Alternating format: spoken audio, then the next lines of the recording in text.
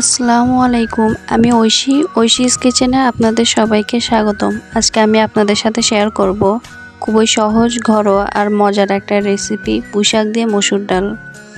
তো চলুন বেশি কথা না বাড়িয়ে আজকে রেসিপিটা শুরু করি। তো প্রথমেই একটা প্রেসার কুকার নিয়ে নিচ্ছি, যেহেতু আজকে প্রেসার কুকারে রান্না করব, এতে করে পুঁইশাক আর ডাল খুব ভালোভাবে সিদ্ধ হয়ে যাবে এবং রান্নাটাও খুব তাড়াতাড়ি হয়ে যাবে। এবার আগে থেকে কেটে ভালোভাবে ধুয়ে রাখা পুঁইশাক প্রেসার কুকারে দিয়ে দিচ্ছি। এরপর দিয়ে দিচ্ছি মসুরের ডাল।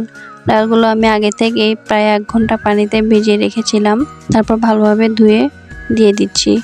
তবে আপনারা চাইলে ডাল ভেজে না রেখেও রান্না করতে পারেন।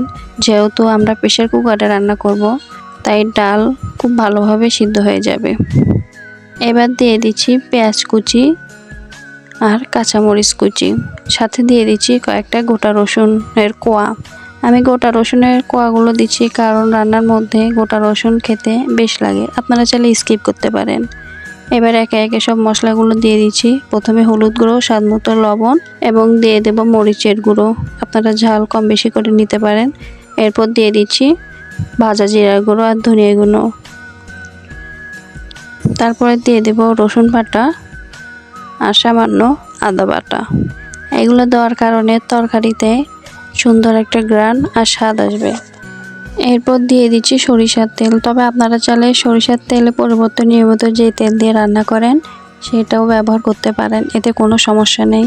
এখন সব কিছু হাত দিয়ে খুব ভালো করে মেখে নেব। আমার কাছে মনে হয় এভাবে সব উপকরণ আর মশলাগুলো ভালো করে মেখে রান্না করলে মশলাগুলো প্রতিটা পুঁইশাকে আর ডালের সাথে ভালোভাবে মিশে যায়, আর রান্নার মধ্যে এই মাখানোর ব্যাপারটা কিন্তু বেশ মজার। তো সব কিছু ভালো করে মাখানো হয়ে গিয়েছে। এবার পরিমাণ মতো পানি দিয়ে দিচ্ছি। এখন প্রেসার কুকারের মুখটা ভালোভাবে আটকিয়ে রান্না করে নেব, অর্থাৎ 3টা শীষ ওঠার অপেক্ষা করব। তো 3টা শীষ উঠে গিয়েছে। এবার সেই ঢাকনাটা খুলে নেব এবং ভেতরে দেখব কি অবস্থা।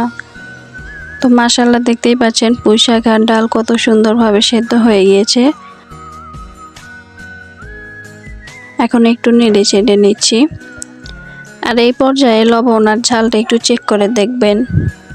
তো আমার তরকারিতে লবণটা একটু কম হয়ে গেছে, তাই আমি আরেকটু লবণ দিয়ে দিচ্ছি।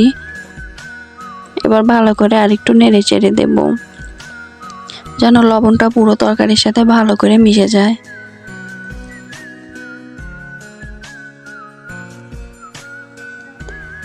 আমি যেহেতু ঝোলটা একটু কমিয়ে নেব, তাই আরও কিছুক্ষণ রান্না করে নেব।